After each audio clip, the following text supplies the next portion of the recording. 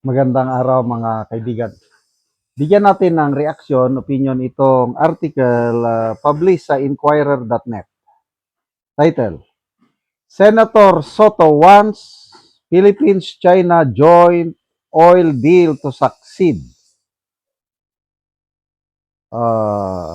Ang Senate President na gustong magpa-declare na persona non grata ang mga Chinese diplomats, biglang nagbago. Gusto nang makipagtulungan sa China. Sana magtagumpay ang oil and gas oil exploration. Tignan natin ang nag-react. 11,000 nag-react. 10,000 ang tumatawa. 200 ang galit. 389 ang nag-like. So, wala pang 1% ang ganahan o nag-like. So, 1% lang. All the rest, 99% tinatawanan lang itong ating Senate President. Basa tayo ng mga comments. Al-Karim Mubarak, Senador na rin ba ang tawag sa kanila? Kasi lahat na gustong makipagkaibigan sa China, tinatawag nila noon na senador. Ako, gusto kong makipagkaibigan sa China. But at the same time, ayoko naman na isurrender natin ang ating mga karapatan sa West Philippine Sea. But dapat pag-usapan, wag yung away. Tayo na mga gusto ng diplomasya, tinatawag tayong senador. Ayan, si Senator Marcoleta, pinaparatangan nila na maka-China. Sina dating Pangulong Duterte, BP Sara, senador ang tawag nila sa kanila. So tayo, ng mga DDS na sumusunod sa foreign policy line ng Pangulong Duterte, senador daw tayo. O ngayon, biglang nagbago ang ihip ng hangin. Nagkaroon ng oil crisis. Yung dating inaaway nila ng China, gusto nang makipagkaibigan. Senador na rin ba kayo? Live C, sabi niya, akala ko ba anti-China ang narrative? Gerald Morato, aray mo, akala ko ba all-out war with China? Rolly Gain, we know already what you purpose. Don't papogi effect. We appreciate every good plan for the country, but hopefully our leaders can focus more on doing what is right moving forward. Correct. So, ayan, si Senator Soto, Senator, sino pa?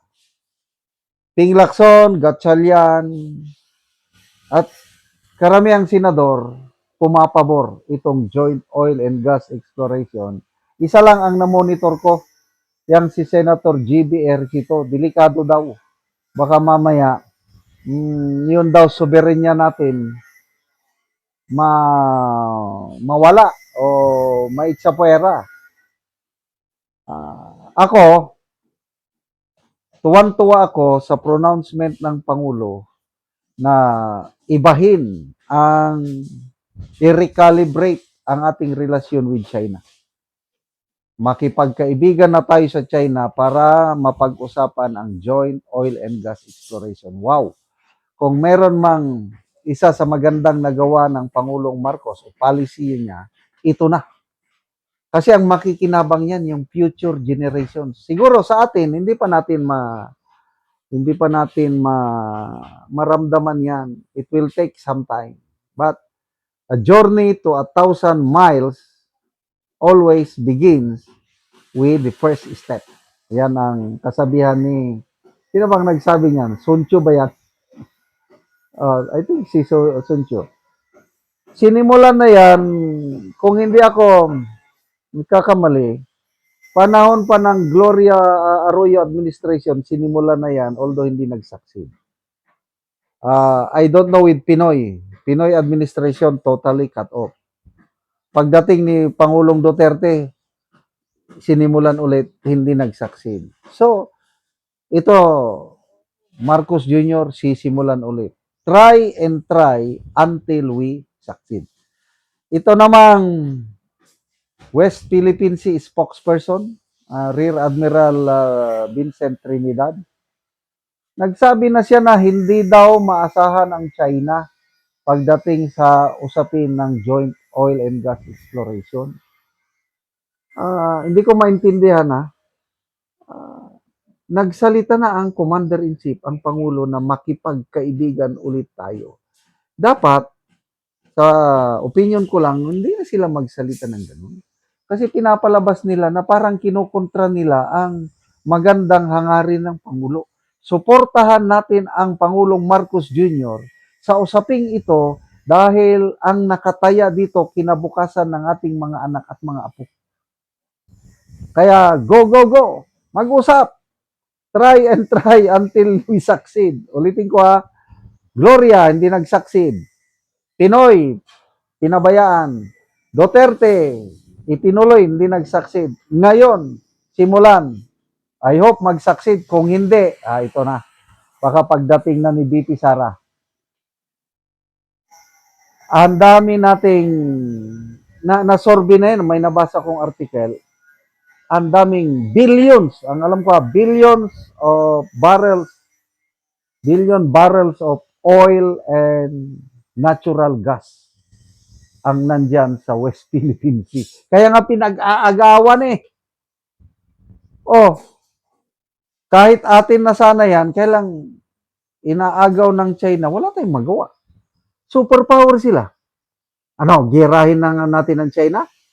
Para maatin lahat ang West Philippine Sea, makuha natin yung gas and oil dyan. Hindi naman natin kayang awayin. Kaya the best solution is yun na lang. Joint oil and gas exploration. Total, 60% sa atin, 40% lang ang China.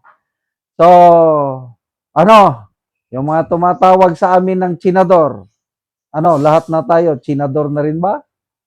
Pabayaan nyo na yun, Chinador, ang isipin natin, ano ang maganda para sa taong bayan? Ano ang maganda para sa ating mga anak at mga apo? Next generation, vision tayo, tagnan natin sa hinaharap para hindi na tayo mag-undergo ng ganitong hirap. Dito sa amin, sa Mindanao, 147 pesos na ang litro ng krudo. I don't know sa inyo. So, nakakatakot ang hinaharap natin.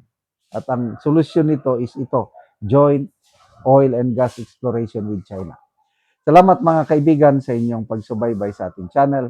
Nakakatulong kayo ng malaki sa tribong Talandig ng Bukidnon dahil ang sweldo natin sa channel na ito is pantulong po sa tribo.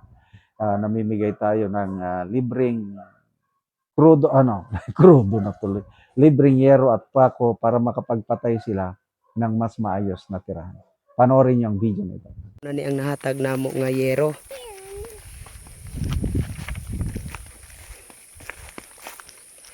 So mao na ni ang iyang gipatindog nga balay.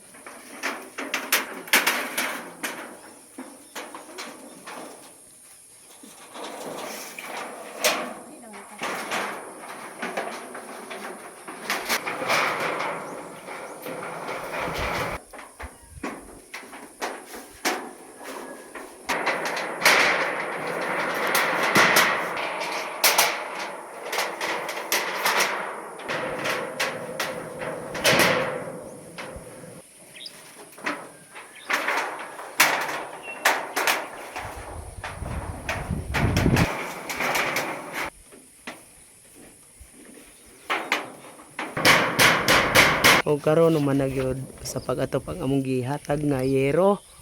So nakaatop na gyud ang among gitabangan. Salamat sa Ginoo nga ublay na gid ko. Salamat sa nagtabang sa sin nga nakabalay nako. So salamat kaayo.